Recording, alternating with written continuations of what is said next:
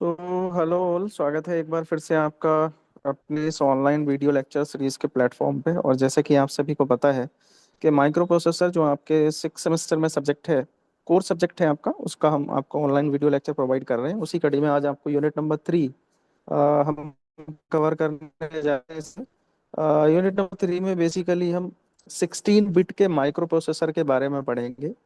और 16 बिट का माइक्रो, अगर मैं इसकी आईसी की बात करूं तो इसका जो पिन नंबर है वो 8086 के नाम से जाना जाता है, या इंटेल 8086। ये 16 बिट का माइक्रो प्रोसेसर होता है। और इस यूनिट में आज हम क्या क्या कवर करने वाले हैं, अगर मैं इसकी बात करूं तो सबसे पहले हम देखेंगे 8086 माइक्रो प्रोसेसर का पिन डायग्राम। उसके बाद हम इंटरनल आर्किटेक्चर देखेंगे 8086 का। देन बस इंटरफेस यूनिट, एग्जीक्यूशन यूनिट, इन दोनों के बारे में हम पढ़ेंगे। उसके बाद में हम देखेंगे मेमोरी एड्रेसिंग क्या होती है, कैसे माइक्रो प्रोसेसर के अंदर पार्टिसिपेट करती है, और minimum maximum operating modes 8085 micro processor. तो ये इंपॉर्टेंट टॉपिक्स से ओवरऑल पूरी यूनिट को हमने कवर किया हुआ है इस एक पोर्शन में। यही आज हम यहाँ कवर करने जा रहे हैं। प्रीवियस ईयर की अगर मैं बात करूं तो यूनिवर्सिटी में आए हुए कुछ प्रीवियस ईयर इंपॉर्टेंट क्वेश्चन हैं जो आप देख पा रहे हैं। What do you understand by the minimum and maximum mode of 8086 microprocessor? Minimum और maximum operation mode of operation 8086 के अंदर 8085 8086 में बेसिक डिफरेंस क्या होता है, ये भी आया हुआ सवाल है। और 8086 का पिन डायग्राम पूछा है, 8086 माइक्रोप्रोसेसर का आर्किटेक्ट हमसे पूछा गया है। और आर्किटेक्चर और पिन डायग्राम, आर्किटेक्चर और पिन डायग्राम हम इम्पोर्टेंट पोर्शन में से है, इम्पोर्टेंट टॉपिक्स में से है, तो आप ध्यान रखिएगा। ये ऐसे दोनों सवाल हैं, पिन डायग्राम और 8086 का आर्किटेक्चर, ये दोनों ही आपके एग्जाम में हर बार पूछे जाते हैं। ठीक है, तो पिछली बार भी दोनों ही पूछे गए थे। और पिछली बार तो पेपर में ऐसा हुआ कि 8086 का जो पिन डायग्राम है वो दो जगह पूछ लिया गया था, सेक्शन बी में और सेक्शन सी में। यानी कि आप ऐसा समझ सकते हैं कि 10 10 20 नंबर का एक सेम क्वेश्चन पूछ लिया गया था। हालांकि बाद में यूनिवर्सिटी की तरफ से करेक्शन आ गया था, बट अगर आप देखें तो 20 नंबर का वेटेज आपका केवल पिन डायग्राम यहाँ 8086 माइक्रो प्रोसेसर का लिए हुए हैं। तो फर्स्ट ऑफ ऑल बात करेंगे जीरो इंटेल 8086 माइक्रो प्रोसेसर की जो आईसी है। सबसे पहले हम बात करेंगे कब लॉन्च हुई, तो 1978 में 8086 माइक्रो प्रोसेसर की जो आईसी है उसको लॉन्च किया गया। और ये 16 बिट का माइक्रो प्रोसेसर कहलाया। खास बात ये थी कि ये 8085 के कंपेयर में स्पीड की टर्म्स में अगर हम बात करें तो ज्यादा बेहतर था 8086 माइक्रो प्रोसेसर। इसका मतलब एक साथ कई सारे ऑपरेशन परफॉर्म कर सकता था, कम समय में कर सकता था। और 40 पिन की एक डीआईपी पैकेज आईसी के थ्रू हमने इसको डेवलप किया था। डीआईपी का मतलब होता है dual inline package IC. Now कुछ और अदर इम्पोर्टेंट टर्म्स हैं जो 8086 के बारे में हमें ध्यान रखनी है। जैसे ये 16 लाइन के डेटा बस को इंक्लूड किए हुए होता है, यानी इसके अंदर 16 लाइन की डेटा बस पाई जाती है। 20 लाइन की एड्रेस बस पाई जाती है। It could address up to 1 MB of memory, और लगभग 1 MB की मेमोरी को हम इस माइक्रो प्रोसेसर के अंदर एड्रेस कर सकते हैं, यानी एक साथ इतने डेटा को इंटरनली स्टोर करके रख सकते हैं।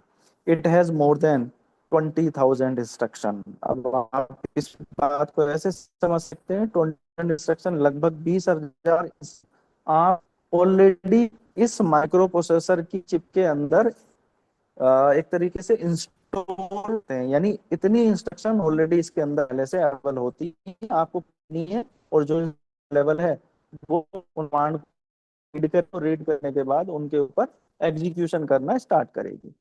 It support multiplication and division, और पहली बार ऐसा हुआ था कि मल्टीप्लीकेशन और डिवीजन 08 प्रोसेसर कर पाता।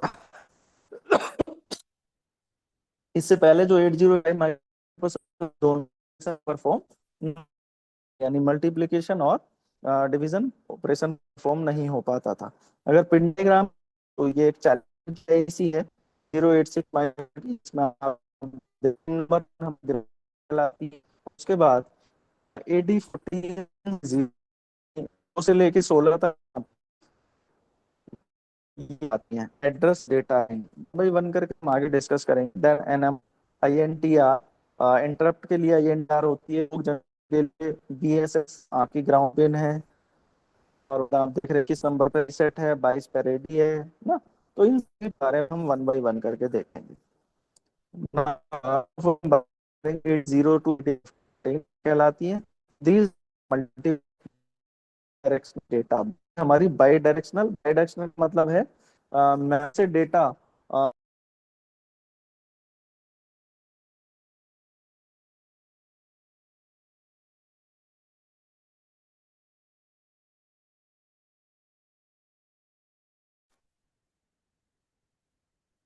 तो बने रहिएगा। एक बार फिर से नेटवर्क ने,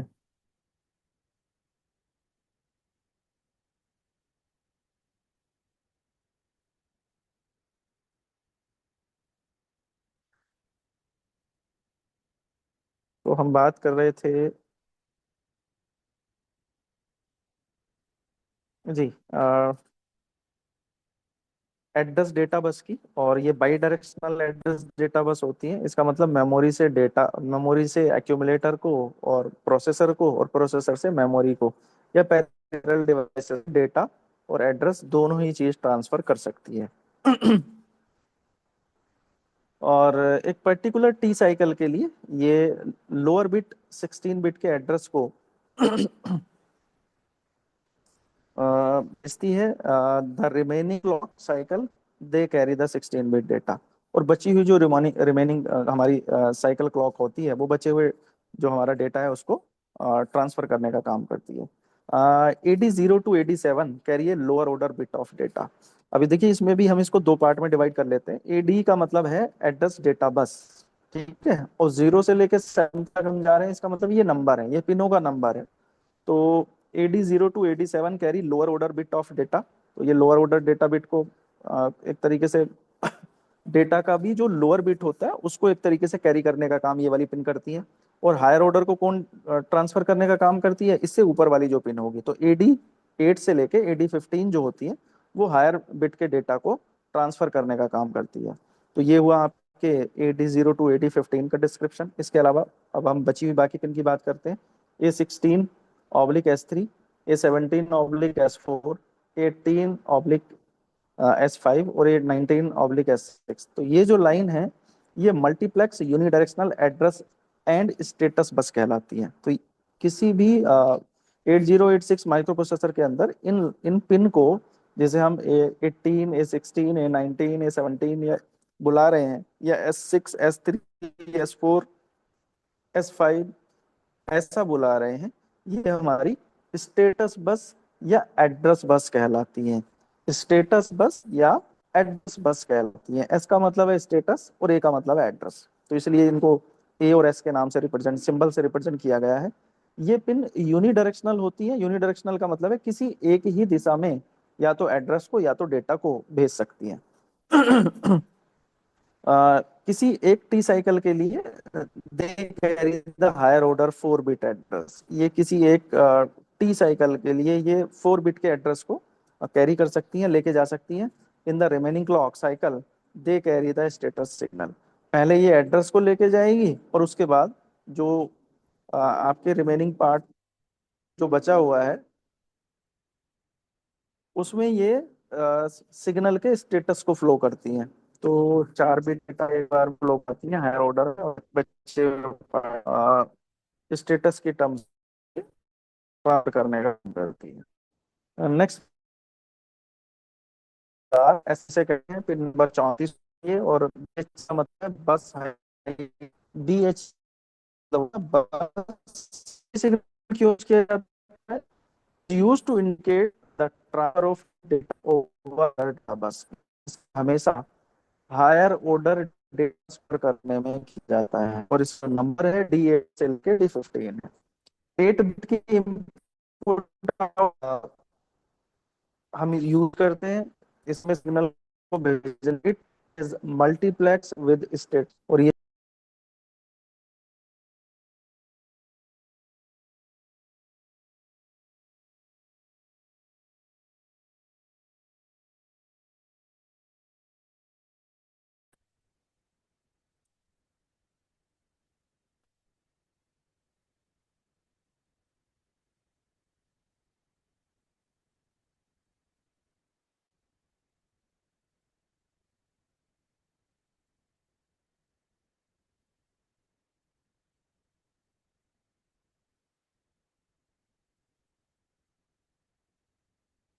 तो मल्टीप्लेक्स होती है, यानी कि इसके साथ में ऐड होती है। नेक्स्ट पिन हमारी 32 pin, and that is RD बार। इसे रीड पिन भी बुलाते हैं। It is A read signal use for read operation. ये जो हमारी पिन है, ये रीड सिग्नल के लिए यूज होती है, यानी जितने भी रीड ऑपरेशन है उनके लिए हम इस पिन का इस्तेमाल करते हैं। It is an output signal, और ये आउटपुट सिग्नल को रीड करने का काम करती है। It is an active low signal, और यही हमारी एक्टिव लो सिग्नल को भी रिप्रेजेंट कर रही होती है। तो 32 जो पिन है वो आउटपुट सिग्नल या एक्टिव लो सिग्नल को रिप्रेजेंट करती है, और रीड पिन कहलाती है, यानी जो भी वैल्यू हमने दी थी, इंफॉर्मेशन हमने दी थी, वो हमें पे रीड है पारे, के लिए हमें इस पिन का इस्तेमाल करते हैं। इसके बाद हमारा पिन नंबर 20 है, जिसे हम रीड, और ये एक्नॉलेजमेंट के साथ में तरीके से करती है। It is an active signal करवाती है। When high, it indicate that the device is ready to transfer the data. जब इस पिन का मान हाई होगा, यानी जब इस पिन पे हम हाई वैल्यू देंगे, तो इसका मतलब ये है कि हमारा जो माइक्रो प्रोसेसर है वो डेटा ट्रांसफर करने के लिए रेडी है। इसका मतलब रेडी पिन को अगर आपने हाई वैल्यू यानी 1 वैल्यू दिया, तो इसका मतलब माइक्रो प्रोसेसर आपके डेटा ट्रांसफर करने के लिए रेडी है। When low, then the microprocessor is in wait state. इसका मतलब अगर इसका मान जीरो है, रेडी पिन के वैल्यू 22 पिन की वैल्यू अगर जीरो है, तो उस टाइम आप समझिएगा इस टाइम माइक्रो प्रोसेसर वेट कर रहा है ऑपरेशन परफॉर्म करने के लिए। तो ये इस रेडी पिन का ओवरव्यू था। देन हम बात करेंगे रीसेट पिन की। तो कई बार ऐसा होता है कि लगातार बहुत समय तक काम करते हुए सिस्टम हमारा हैंग टाइप का हो जाता है। तो माइक्रो प्रोसेसर के अंदर एक एस्केप की होती, आपने देखा होगा, जो आपका कीबोर्ड होता है उसमें एस्केप की होती है। तो उस एस्केप की को आप बार बार प्रेस करते हैं तो सिस्टम आपका कई बार क्या हो जाता है, रीसेट हो जाता है। तो वो उस एस्केप की का डायरेक्ट कनेक्शन आपकी इस रीसेट पिन से होता है। 21 नंबर की जो पिन है आपकी रीसेट पिन कहलाती है। इट इज सिस्टम रीसेट, ये आपके सिस्टम को रीसेट करती है। It is an active high signal, और ये सिग्नल के ऊपर ऑपरेट कर रही होती है। Enter into the reset state, जैसे ही आप इस पिन को वैल्यू देंगे, रीसेट स्टेट में आ जाएगा। टर्मिनेट द करंट एक्टिविटी, और जितनी भी करंट एक्टिविटी है उन सभी को क्या कर देगा, टर्मिनेट कर देगा। Must be active for at least 4 clock cycle, और ये जो है आपकी 4 क्लॉक साइकिल के लिए जो है एक्टिवेट रहता है to reset the microprocessor, लगभग जब तक आपका माइक्रो प्रोसेसर पूरी तरीके से रीसेट ना हो जाए। तो ये आपके रीसेट पिन का ओवरव्यू है, या रीसेट पिन का एक तरीके से डिस्क्रिप्शन है। ना इसके बाद हम बात करेंगे S0 बार, S1 बार, S2 बार। और ये 26, 27 और 28 नंबर की पिन होती हैं 40 नंबर की आईसी के अंदर, और इनको हम आउटपुट पिन बुलाते हैं। और इनमें से कौन सी पिन का बेसिकली स्टेटस पिन भी होती है ये, और इनमें से किस पिन की वैल्यू क्या है उसी से हमें पता लगता है कि आउटपुट पे हमें क्या मिलने वाला है। जैसे आप देख पा रहे होंगे S0, S1 बार, S2 बार। अगर इन तीनों को हमने 0 0 दिया, तो हमारा इंटरप्ट एक्नॉलेज एक्टिवेट हो जाएगा, यानी हमारे सिस्टम को एक इंटरप्ट मिलेगी, यानी एक एक तरीके से वेटिंग कंडीशन में हमारा जो माइक्रो प्रोसेसर है वो काम कर रहा होगा। अगर हमने S0 बार को हाई किया, तो इस टाइम जो माइक्रो प्रोसेसर है वो इनपुट आउटपुट के ऊपर रीड ऑपरेशन परफॉर्म करता है। स्टेटस में आप ये बात देख पा रहे होंगे, रीड ऑपरेशन परफॉर्म करता है। इसका मतलब इनपुट या आउटपुट के ऊपर जो वैल्यूज हमें प्रोवाइड किए गए हैं उन्हें हम रीड कर पाते हैं।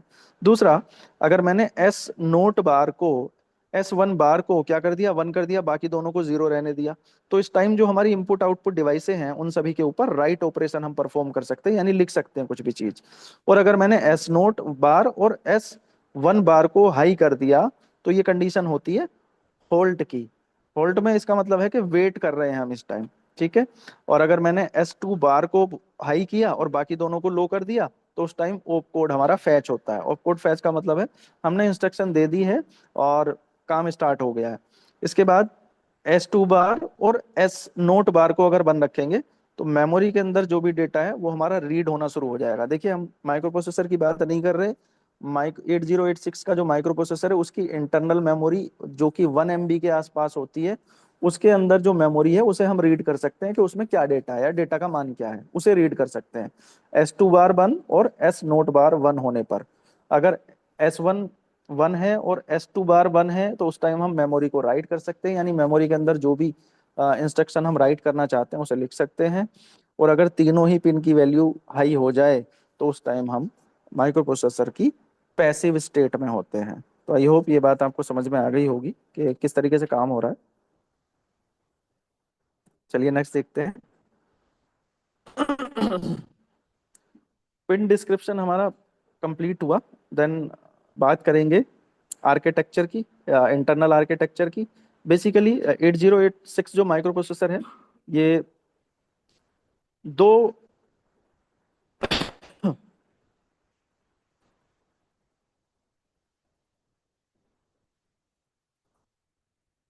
बेसिकली दो रीजन में इसको डिफाइन किया जाता है। एक होती है आपकी BIU, जैसे कि आप देख पा रहे होंगे, ये जो ऊपर वाली स्टेज है ये आपकी BIU कहलाती है। ये यहाँ से ऊपर की जो स्टेट है BIU कहलाती है। और इसके नीचे वाली जो है ये EU के नाम से जानी जाती है। अब ये BIU और ये EU जो है ये क्या है, तो BIU कहलाती है बस इंटरफेस यूनिट और EU कहलाती है एग्जीक्यूशन यूनिट। यानी ऊपर वाला हिस्सा बस इंटरफेस यूनिट के आ, आ, एक तरीके से क्राइटेरिया में आता है, और नीचे वाला हिस्सा एग्जीक्यूशन यूनिट के क्राइटेरिया में आता है। आप देख रहे होंगे इनके बारे में ऑलरेडी हम पहले से डिस्कस कर चुके हैं। AH क्या होता है, AL क्या होता है, BA क्या होता है, SP का मतलब स्टैक, BP का मतलब बेस पॉइंटर है, SI का मतलब स्टेटस इंडेक्स है, DI का मतलब डायरेक्ट इंडेक्स है। ठीक है, तो ये सब हमारे रजिस्टर हैं। ये हमारी अर्थमेटिक लॉजिक यूनिट है। यहाँ हमारे ऑपरेंड और फ्लैग होते हैं। ये हमारी बस है और ये हमारा कंट्रोल यूनिट है। ठीक है, तो ये हमारा एग्जीक्यूशन यूनिट में आता है। इसके अलावा ये हमारे जनरल पर्पस रजिस्टर और मेमोरी और बस, और ये हमारी C बस, और ये हमारे एक तरीके से एक्यूमुलेटर और स्पेशल पर्पस रजिस्टर हैं जो कि कंट्रोल यूनिट से कनेक्टेड होते हैं। तो बेसिकली दो पार्ट में हम इसके आर्किटेक्चर को, इंटरनल आर्किटेक्चर को 8086 के एक्सप्लेन करते हैं। तो चलिए स्टार्ट करते हैं वन बाय वन करके, फिर देखते हैं इसको। 8086 is design to operate in two modes. जो हमारा 8086 माइक्रो प्रोसेसर है ये दो मोड में ऑपरेट करता है। एक होता है मिनिमम, दूसरा होता है maximum. It can prefetch up to 6 instruction bytes from memory and queue. ये जो है लगभग 6 इंस्ट्रक्शंस को एक साथ प्रीफैच यानी एक साथ परफॉर्म कर सकता है मेमोरी के अंदर, और क्यू के अंदर ये ऑपरेशन चल रहे होते हैं, यानी एक साथ कई सारे ऑपरेशन चल रहे होते हैं। Them in order to speed the instruction execution, जिसकी वजह से हमारा जो माइक्रो प्रोसेसर है 8086, इसकी स्पीड क्या हो जाती है, इसकी स्पीड ऑफ इंस्ट्रक्शन एग्जीक्यूशन बढ़ जाती है। It requires 5 volt power supply, केवल 5 वोल्ट की पावर सप्लाई की रिक्वायरमेंट है इसे अपना काम करने के लिए। 40 पिन की dual in line package IC होती है इसकी। और एड्रेस की जो रेंज है वो 50H से लेके FFFH तक होती है। तो ये एड्रेस रेंज दे रखी है, यानी किसी भी मेमोरी, किसी भी डेटा को स्टोर करने के लिए जो हमारी रेंज है एड्रेस की, वो हमने यहाँ पे मेंशन कर रखी है 8086 की। इससे ज्यादा हाई रेंज नहीं होती। ठीक है, तो ये आपके बाइनरी फॉर्म में और हेक्साडेसिमल फॉर्म में एड्रेस लाइन को रिप्रेजेंट किया गया है। हम बात करेंगे इंटरनल आर्किटेक्चर की। तो 8086 हैज 2 ब्लॉक, बेसिकली दो ब्लॉक हैं इसके इंटरनल में, एक BIU और दूसरा EU। BIU handle all transactions of data and addresses on the buses of EU। जितनी भी EU की बसेस हैं उन सबके ट्रांजैक्शंस को हैंडल करता है BIU। The BIU perform all the bus operation such as instruction fetching. BIU सारे ऑपरेशन परफॉर्म करता है इसमें से, जैसे इंस्ट्रक्शन को फैच करना हो गया, रीड करना हो गया, राइट करना हो गया। इसका मतलब है आपने कीबोर्ड पे कोई कमांड दी है, उस कमांड को माइक्रो प्रोसेसर को कैसे पता लगेगा कि आपने क्या कमांड दी है, क्या बटन प्रेस किया है। तो इस बटन को प्रेस करने की कंडीशन को हम फैचिंग कहते हैं, कि आपने कोई चीज फैच करी है। उसके बाद 40 पिन की IC के पास ये इंस्ट्रक्शन पहुंचेगा, और जो भी इंस्ट्रक्शन आपने दी है वहां ऑलरेडी मेमोरी के अंदर वो इंस्ट्रक्शन सेट है। उसे ये पता लग जाएगा कीबोर्ड से ये इंस्ट्रक्शन प्रेस की गई है, तो वो उसके हिसाब से काम करना शुरू करेगा, एग्जीक्यूशन स्टार्ट करेगा। और एग्जीक्यूशन के बाद हमें आउटपुट पे रीडिंग और राइटिंग की फॉर्म में ऑपरेंड और मेमोरी की टर्म्स में हमें क्या दिखाई देगी, operand for memory and calculating the address of the memory operand, the instruction byte are transferred the instruction queue. और उसके बाद जो हमारी इंस्ट्रक्शन है वो इंस्ट्रक्शन क्यू में चली जाएगी। EU executes the instruction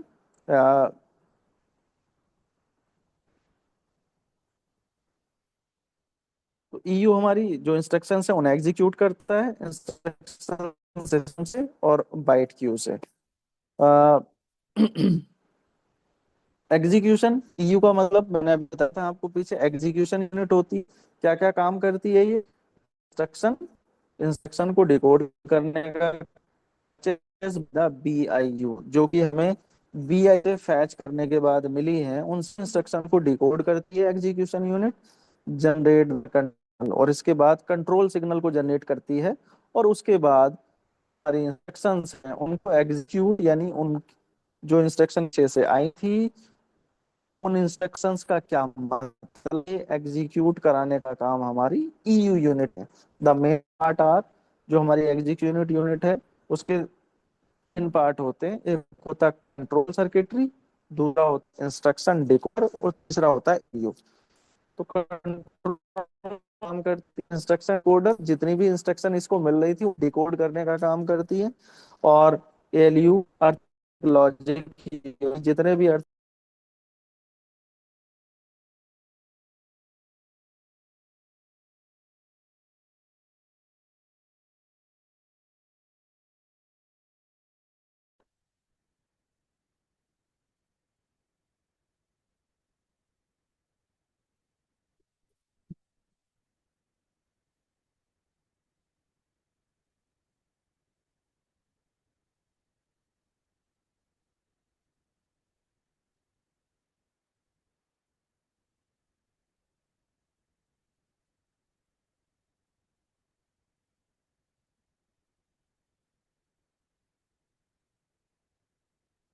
execute execute execution unit के अंदर हमारे जनरल पर्पस रजिस्टर होते हैं, जो कि 16 बिट रजिस्टर कहलाते हैं। लेकिन वो बनते कैसे कैसे हैं इसका एक ओवरव्यू देख लेते हैं। जैसे पहला रजिस्टर है हमारा ए एच, 8 बिट का रजिस्टर है, और दूसरा है ए एल। तो ए एच और ए एल हमारे एक्यूमुलेटर को रिप्रेजेंट कर रहे होते हैं, दोनों ये आपके जनरल पर्पस रजिस्टर कहलाते हैं। और इसको हम अगर दोनों को एक साथ मिला दें, यानी 16 बिट का रजिस्टर बना दें, तो ये ए एक्स कहलाता है। ए एक्स रिप्रेजेंट कर रहा होता है एक्यूमुलेटर को। ऐसे ही बी एच और बी एल, बी एच भी 8 बिट का रजिस्टर है और बी एल भी 8 बिट का रजिस्टर है, और ये बेस को रिप्रेजेंट कर रहा होता है, और इन दोनों को मिला के बी एक्स रजिस्टर बनता है। ऐसी सी एच और सी एल, ये आपके काउंटिंग रजिस्टर के अंदर आता है, और दोनों को मिला देंगे सी एक्स बनेगा। ऐसी डी एच और डी एल, डी एक्स बनेगा, डेटा को ट्रांसफर करने का काम करते हैं, यानी डेटा को अपने अंदर स्टोर करके रखने का काम करता है। इसके बाद हमारे कुछ पॉइंटर्स होते हैं, जैसे एसपी, एसपी का मतलब होता है स्टैक पॉइंटर, और बीपी का मतलब होता है बेस पॉइंटर। कुछ इंडेक्स होते हैं, जैसे एसआई है, एसआई का मतलब है सोर्स इंडेक्स, और डीआई, डीआई का मतलब है डेस्टिनेशन इंडेक्स। तो ये हमारे जन एग्जीक्यूशन यूनिट के जनरल पर्पस रजिस्टर थे। पॉइंटर एंड इंडेक्स रजिस्टर क्या काम करते हैं? ये use to keep the offset addresses, जितने भी हमारे ऑफसेट एड्रेसेस हैं उनको अ, एक तरीके से डायरेक्शन और दिशा दिखाने का काम करते हैं। Used in various form of memory addressing, जितनी भी हमारी मेमोरी है उन सबको एड्रेस दिखाने का काम करते हैं। In the case of SP and BP, the default reference to the form of physical address. तो बाय डिफॉल्ट जो हमारा फिजिकल एड्रेस है इज द स्टैक सेगमेंट, वो हमारे स्टैक सेगमेंट के अंदर होता है, एसएस के अंदर। Will be discussed under the BIU, जो कि हमारी बस इंटरफेस यूनिट होती है, उसके अंदर इंक्लूड होता है। The index register, index register को हम आई एस एस आई या डी आई के नाम से जानते हैं। और and the B X generally default to the data segment register, जो डेटा सेगमेंट रजिस्टर है वो हमारा बाई डिफॉल्ट डीएस के नाम से जाना जाता है। देन हम बात करेंगे स्टैक पॉइंटर की, कहाँ यूज किया जाता है। तो used to access the stack segment, तो स्टैक के सेगमेंट में यूज किया जाता है। एसएस का मतलब है स्टैक सेगमेंट को एक्सेस करने का काम स्टैक पॉइंटर करता है। और बीपी का मतलब होता है बेस पॉइंटर। प्राइमरी डेटा को स्टैक के अंदर भेजने का काम करता है। Can be used access data in other segment, और दूसरे सेगमेंट के अंदर डेटा को आने का काम भी आपका बेस कर रहा होता है। नाउ मैं की बात करूं, यानी एग्जीक्यूशन रजिस्टर भी होते हैं हमारे, फ्लैग रजिस्टर, कौन कौन से हैं और इनका पर्पस क्या होता है। तो अगर मैं फ्लैग रजिस्टर की बात करूं तो सबसे पहला होता है कैरी फ्लैग, सीएफ के नाम से जाना जाता है। क्या काम करता है? Holds the carry after addition. अगर हमने बाइनरी नंबर सिस्टम के अंदर कोई 2 डिजिट ऐड की हैं और कैरी आ गया है, कैरी जनरेट हो गया है, तो उस कैरी को होल्ड करके रखने का काम करता है कैरी फ्लैग। बोरो आफ्टर सब्ट्रैक्शन, और अगर बोरो आ गया है यानी अगर हमने घटाया है तो उसके अंदर अगर बोरो निकला है तो बोरो घटाने के बाद जो बोरो आया है उसको भी क्या करके रखने का काम करता है, बोरो को एक तरीके से होल्ड करके रखने का काम करता है।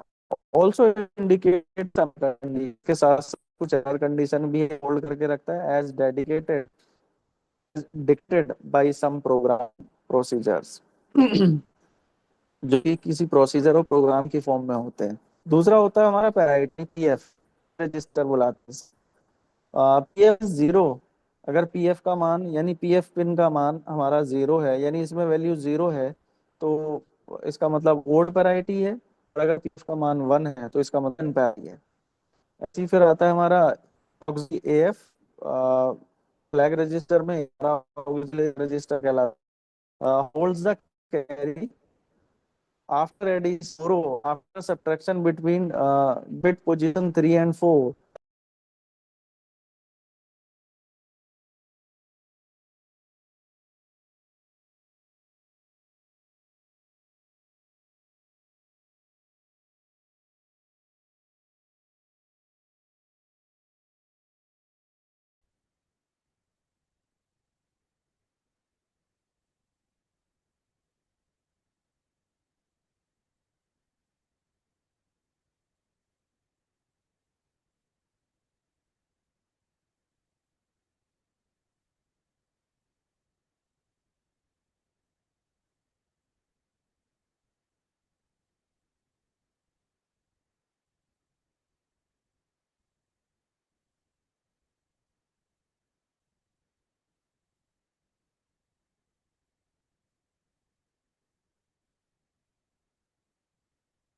देन हमारा जीरो फ्लैग है shows the result of the arithmetic और लॉजिक ऑपरेशन। जीरो फ्लैग क्या शो करता है? जितने भी हमारे अर्थमेटिक और लॉजिक ऑपरेशंस हैं उनको शो करता है। कैसे शो करता है?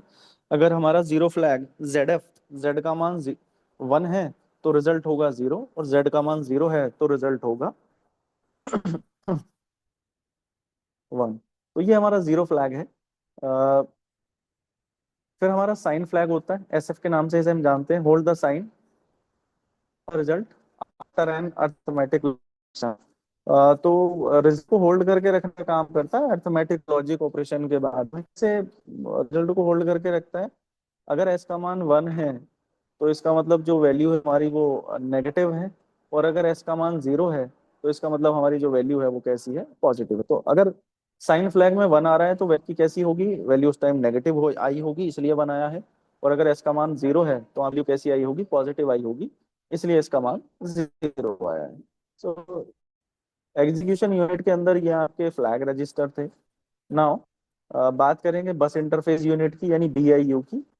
6 बाइट की इंस्ट्रक्शन ये क्यू में कंटेन करके रखती है, और सेगमेंट रजिस्टर इसके अंदर अपने आप में होते हैं। सेगमेंट रजिस्टर आपका सीएस हो गया, डीएस हो गया, ईएस हो गया और एसएस हो गया। डायरेक्शन पॉइंटर आईपी भी इसमें इंक्लूड होता है। इसके साथ में एड्रेस समिंग ब्लॉक, तो आप देख रहे होंगे यहाँ पे एक समिंग ब्लॉक बना हुआ है।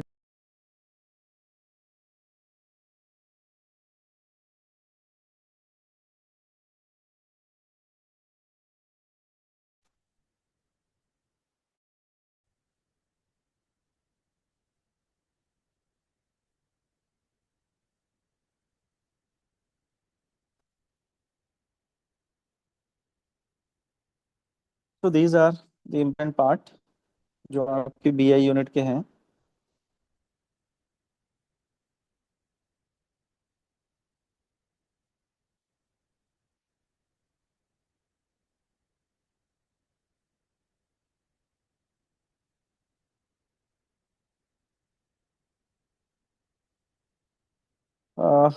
सेगमेंट रजिस्टर, सेगमेंट रजिस्टर क्या होते हैं, कैसे काम करते हैं? इन 8086 the processor have 4 segment register. जो 8086 है या जो 8088 है, uh, उसके पास 4 4 सेगमेंट रजिस्टर होते हैं। और वो चारों किस नाम से जाने जाते हैं?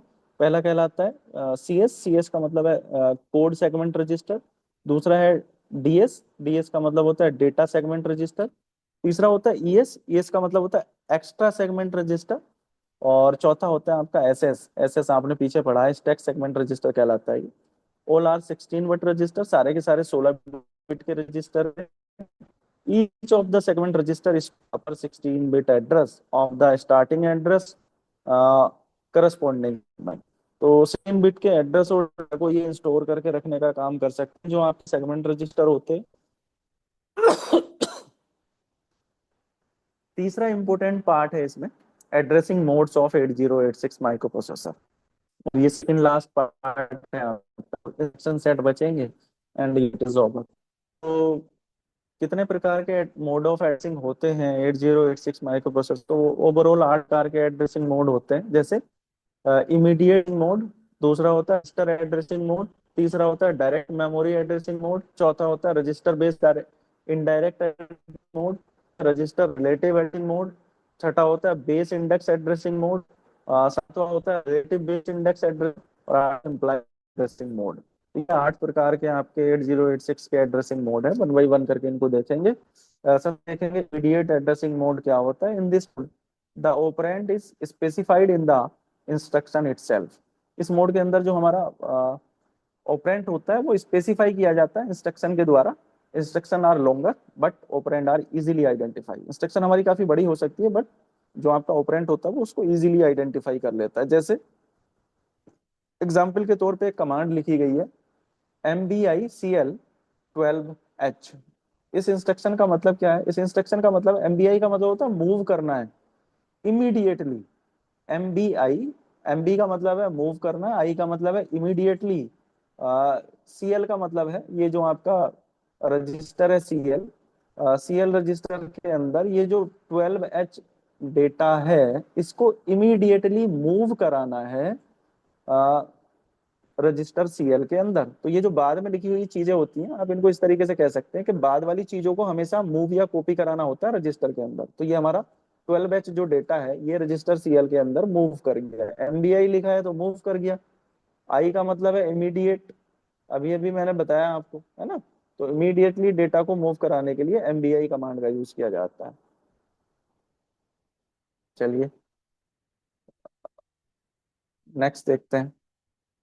नेक्स्ट हमारा है register addressing mode. In this mode operand are specified using the register. Operand हमारा जो रजिस्टर के द्वारा स्पेसिफाइड किया जाता है।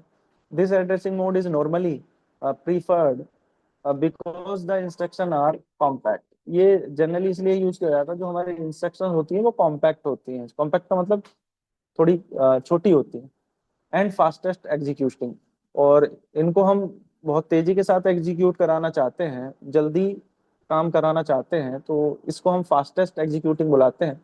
ऑल इंस्ट्रक्शंस फॉर्म्स रजिस्टर में be used as source operand. Register हमारा सोर्स ऑपरेंड की तरह काम करता है, डेस्टिनेशन ऑपरेंड दोनों की तरह काम करता है। तो यहाँ रजिस्टर हमारा सोर्स और डेस्टिनेशन ऑपरेंड दोनों की तरह काम कर रहा होता है। एग्जाम्पल के तौर पे अगर आप देखेंगे तो एग्जाम्पल है मूव AX BX। इसका मतलब AX BX क्या है आपका? इसका मतलब है कि रजिस्टर BX से डेटा को कॉपी कराना है कहाँ पे? BX से रजिस्टर BX से डेटा को कॉपी कराना है रजिस्टर AX के अंदर। ये इस कमांड का मतलब है रजिस्टर एड्रेसिंग मोड की। तीसरी है हमारी डायरेक्ट मेमोरी एड्रेसिंग मोड। तो direct memory addressing mode, in this mode address of the operand is directly specified in the instruction. Address जो है स्पेसिफाइड इंस्ट्रक्शन के द्वारा क्या किया जाता है? ऑपरेंड को बताया जाता है। Here only the offset address is specified. यहाँ केवल ऑफसेट एड्रेस ही स्पेसिफाइड होगा, बाकी सेगमेंट के अंदर इंडिकेट किया जाएगा। तो एग्जाम्पल के तौर पे आप देख रहे हैं मूव CL4321H। इसका मतलब क्या है? इस इंस्ट्रक्शन का मतलब क्या है? This instruction moves data from the location. इसका मतलब ये है कि जो डेटा है हमारा वो 4321 लोकेशन से डेटा सेगमेंट CL के अंदर मूव कर दिया गया है। ठीक है, तो CL क्या है? हमारा रजिस्टर कहलाता है जिसे हम सेगमेंट रजिस्टर बुलाते हैं। The physical address is calculated as DS. Physical address हम डीएस से कैलकुलेट कर सकते हैं। 10h + 4231।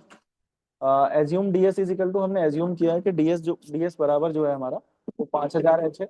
और अगर मुझे पीए निकालना है तो पीए बराबर 5000 और प्लस 4321, दोनों को ऐड करेंगे तो कैलकुलेट होगा 54321h आ जाएगा, जिसको हमें सीएल रजिस्टर के अंदर मूव करना है। तो ये हमारा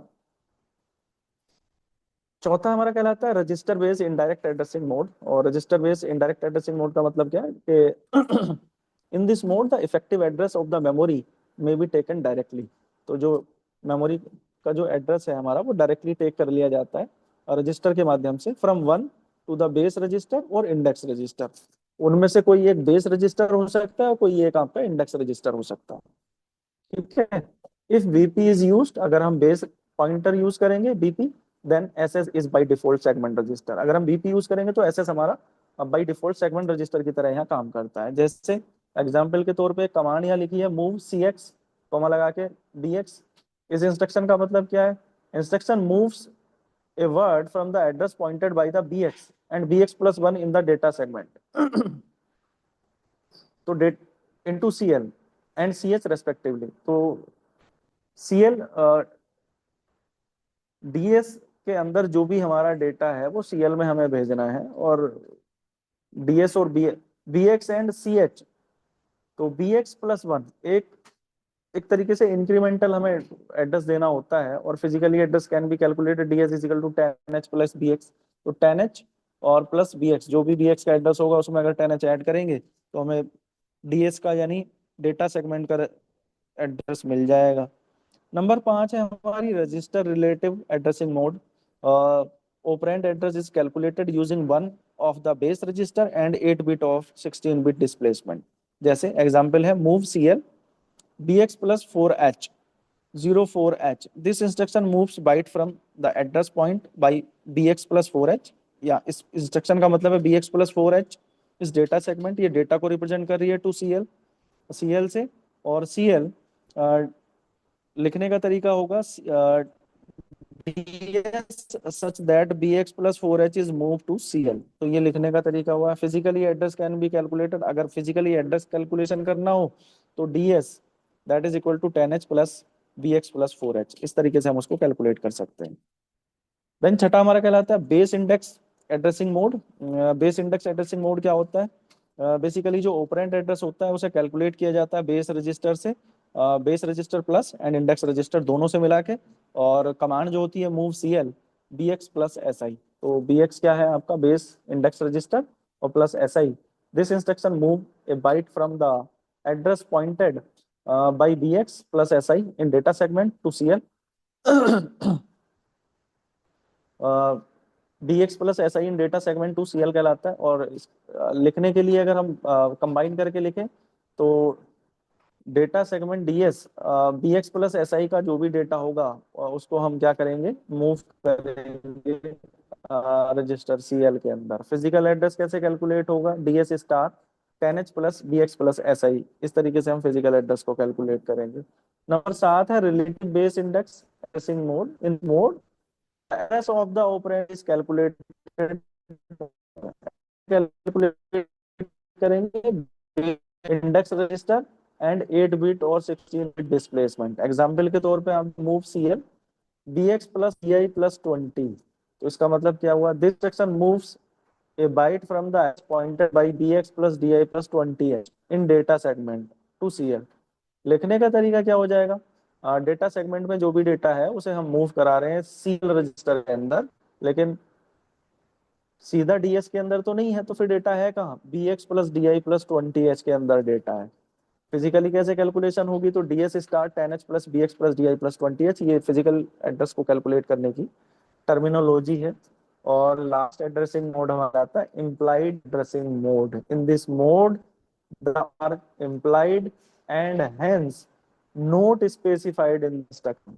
तो इंस्ट्रक्शन इसमें कोई भी स्पेसिफाइड नहीं होती है, इंस्ट्रक्शन के द्वारा कुछ भी स्पेसिफाइड नहीं किया जाता है। जैसे एग्जांपल एसटीसी, इसका मतलब है this sets the carry flag. इसका मतलब होता है कि हमने कैरी फ्लैग को सेट कहीं भी अगर हमने एसटीसी को लिखा है तो आप समझ जाइएगा कि इसका मतलब कैरी फ्लैग सेट किया गया है, कैरी फ्लैग को। तो ये हमारे एड्रेसिंग मोड थे 8086 माइक्रो प्रोसेसर के। देन हम बात करेंगे इंस्ट्रक्शन सेट की। इंस्ट्रक्शन सेट क्या होते हैं ये भी पूछा गया है, डिफरेंट टाइप के इंस्ट्रक्शन सेट क्या होते हैं। The entire group of instruction that A micro processor support is called instruction set. इसका मतलब है इंस्ट्रक्शंस का एक ऐसा ग्रुप या सेट जो माइक्रो प्रोसेसर को सपोर्ट करता है ऑपरेशन परफॉर्म करने में, उसे हम क्या बुलाते हैं, इंस्ट्रक्शन सेट बुलाते हैं। ठीक है, तो इस बात को याद रखिएगा, 2 नंबर में कई बार पूछी जा चुकी है। इंस्ट्रक्शन सेट क्या होता है?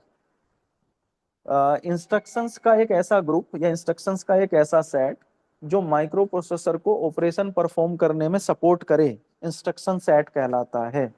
और अगर हम क्लासिफिकेशन की बात करें तो कौन कौन सी इंस्ट्रक्शन सेट हो सकते हैं? डेटा ट्रांसफर इंस्ट्रक्शन हो सकती है, अर्थमेटिक इंस्ट्रक्शन हो सकती है। डेटा ट्रांसफर इंस्ट्रक्शन कौन सी होंगी? जो डेटा को ट्रांसफर कराने का काम करेंगी वो डेटा ट्रांसफर इंस्ट्रक्शन।